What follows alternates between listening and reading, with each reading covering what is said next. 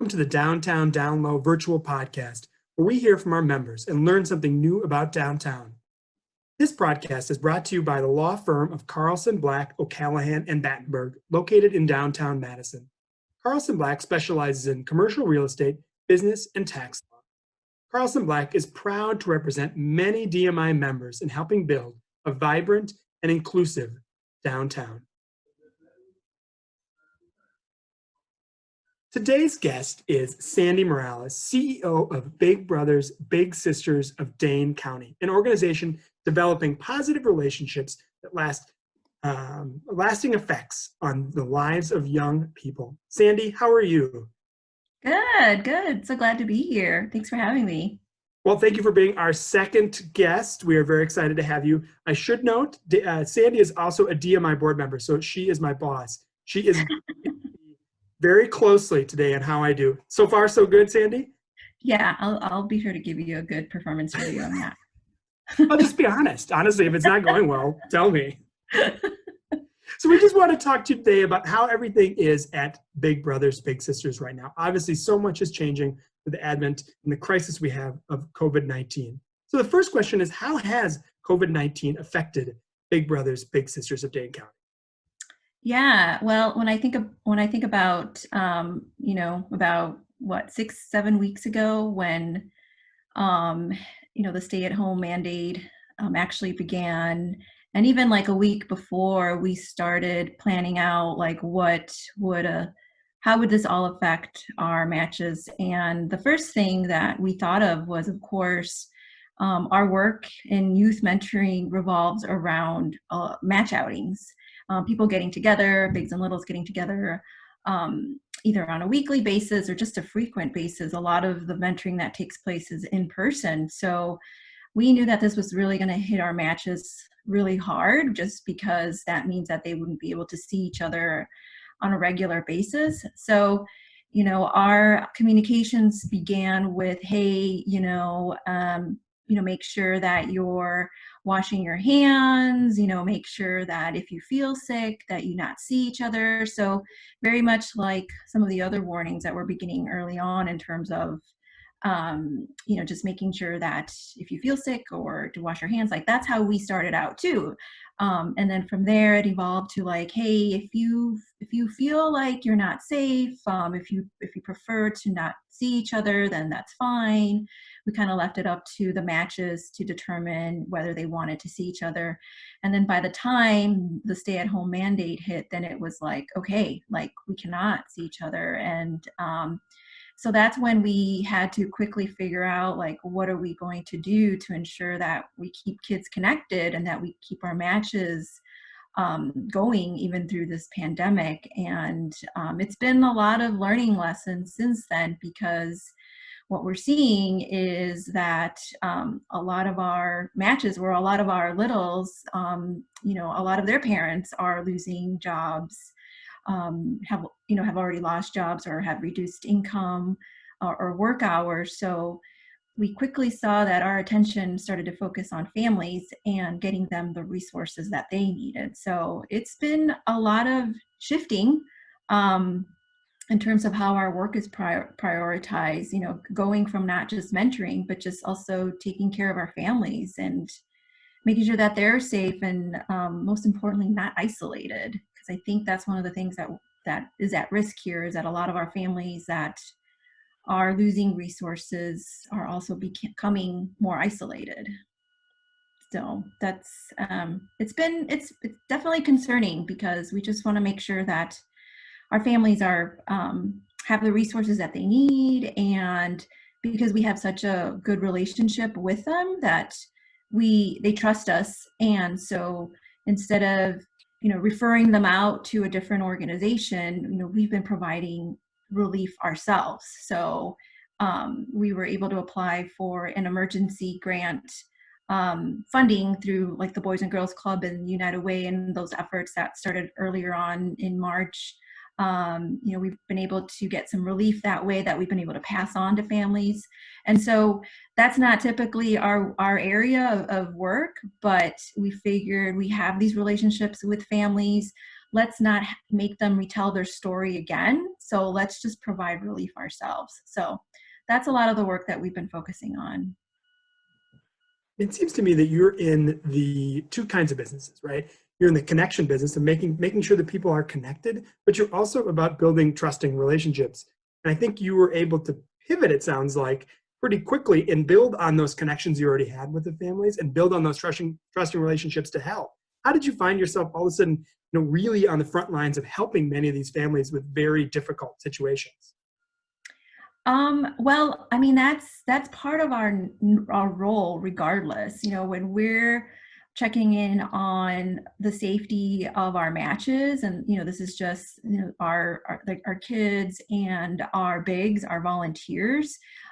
It was just a natural next step to say, okay, now we're not just checking in on the relationships itself. We're checking in on everybody and all the families and what they need. And some of the families that we serve, there's multiple children that actually are enrolled in our program. So we've always said that when we have children, multiple children from the same family that are enrolled in a program, our goal has always been for the whole family to be successful. Not just that one child that's matched in our program, but we really do care about the whole family. So and we were concerned. I mean, it's if our little is safe, then that means the whole family is safe. And so anything that we could do to ensure the safety of our families means that our kids were also safe. So it was just a natural bridge for us to kind of move in and make sure that our families were taken care of. I think it's such an admirable pivot, though, because you were partially taking care of some of these issues, but now you're really fully there and helping connect people with resources. How was your staff able to really change and play a different and maybe larger role in some of these families' lives? Yeah, I would say that part of our work, it also involves a lot of volunteer recruitment, and we depend on events to recruit volunteers, reaching out to companies, doing lunch and learns, a lot of outreach, especially through our recruiter specialist. And so when we, obviously through this pandemic, we haven't been seeing the volunteer numbers that we've seen in the past. And so when we started figuring out that, for example, a lot of our families lack the transportation to go and pick up some their food orders from different food pantries.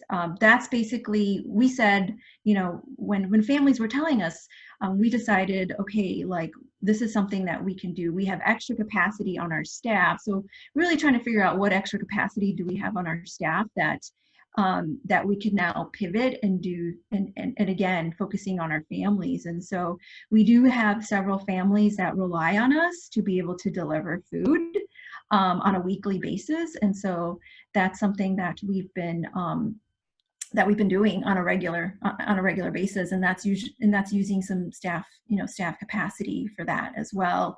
And the other thing that we've been doing is, so we have about 150 or so children that are waiting to be matched with a mentor. So we decided to go back to those families and see if there's anything we could do for them too. So so we were just really trying to cover as much ground, and just be helpful in any way to our families, whether it was food or whether it was household items, whether it was income relief assistance, or just like getting them the right information on like the stimulus payments, or on accessing some of the unemployment information that's out there.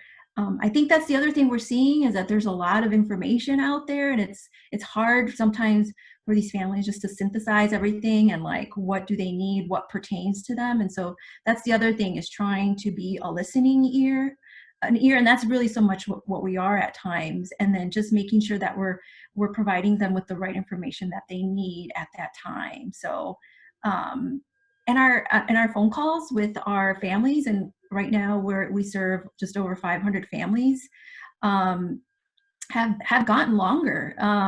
We're usually on the phone for about like 15-20 minutes, and now they're getting to like a half hour, 45 minutes. So a lot of times it's just being a listening ear to these families and just helping them navigate the questions and the challenges that they might have. Obviously, a lot of people are facing difficult times right now, but are there silver linings or good things that have come out of these issues? Yeah, definitely. I would say that our bigs are it's really great to see how committed they are. If you think about like just their commitment overall to be able to mentor one of our kids, their commitment is at a different level now. They really care. Making sure that their littles are getting the nutrition that they need, whether it's them actually stepping up to help deliver food, or picking up the food from the different school sites to get breakfast and lunch to their littles. So we are seeing a lot of volunteers that are like, how can I help? What else can I be doing? Because bigs have to stay connected to their littles now virtually. A lot of them are trying to figure out like what are things that I can do to keep them engaged, to talk to them, how to carry up, now having to have a conversation either virtually or over the phone. So we are seeing a lot of bigs stepping up to just figure out how to stay connected to their littles. I do have this little really cute story. And This is one of a big couple that we have in our program, and they're actually a little bit older, so they kind of fall in that higher risk level of contracting coronavirus. And so they are matched with a little brother, James. And I heard through one of our match support specialists that James and his mom were actually really concerned about their big couple. And so they've actually been reaching out to the big couple and saying, is there anything you need, because you're at that age range that you're more at risk of contracting. So is there anything we can do? Can we get you food? Can we get you some household items? So that's one of the things that I'm seeing, is how it's not just a one-way street where we're helping the families that perhaps we see as more in need, but it's actually happening the other way around too, where our families are asking themselves, is there anything that they could be doing to help out their volunteers, their bigs, especially if they're more at risk in this situation. So, those are some of those great stories that you want to hear, despite what's happening, that our community is coming together and that they really do care about each other. That is a really beautiful story about how the relationships go both ways, and that's Yeah. what you guys are doing at Big Brothers Big Sisters. I think it's awesome. You mentioned in your last response that you had a waiting list of about 150 people right now. I know. Mhm. What's the greatest need right now for Big Brothers Big Sisters, and how can DMI and our members help? Yeah. Well, we're still looking. I mean, just because of this pandemic, it doesn't mean our work still continues. One thing we have to remember, that a lot of parents and guardians that enroll their children into our program because they need another guiding adult in their lives, besides parents, or other folks in their lives. If there is a need for that caring adult mentor, if they're coming to us for that, it's because they're either not receiving that in their home or in their immediate neighborhood. They're not able to find that person. And so, we're seeing kids now to be at home, at more risk of isolation. A lot of families and kids really need that social emotional support. And when we think about our basic needs, and we think about food, shelter, our health, that's all. Our mental health is also a basic need, and that our social emotional support. So mentoring is going to be really critical right now, especially if kids are at home. And a lot of kids are used to getting a lot of their supports at school. that they're not getting anymore. And so our mentors are playing a pretty critical role in kind of helping them with some of that social emotional support. So we are still in need of mentors to help with some of those kids that are at home and really need that kind of interaction with someone else outside of their home. And so, yeah, I would say we're still interviewing volunteers. We just did our first virtual match meeting. So that means that we introduced a big and a little online, so virtually. And so they'll be seeing each other, through Zoom, in the future. And so they've agreed that, they'll start the relationship off that way. And then once we're able to all, see each other to some degree, then they'll move on to seeing each other in person at a later time. But yeah, we're still looking for interviews and for volunteers. We're also hopeful in the next, probably mid-June, we'll be introducing a virtual mentoring platform.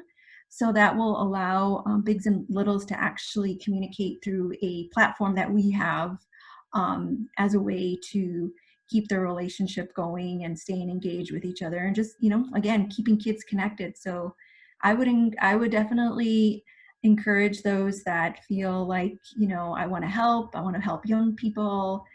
There's definitely an opportunity to do that through Big Brothers Big Sisters. Sandy, personally, thank you very much. If you don't know Sandy, get to know Sandy. Sandy is one of these awesome leaders in our city. She's just a really cool person. And I hope I can call her a friend, Sandy? Yes, of course. Yes. Today's guest has been Sandy Morales, the CEO of Big Brothers Big Sisters of Dane County, just doing amazing work even in these very, very difficult times. Please check out their website for more information. We need more volunteers.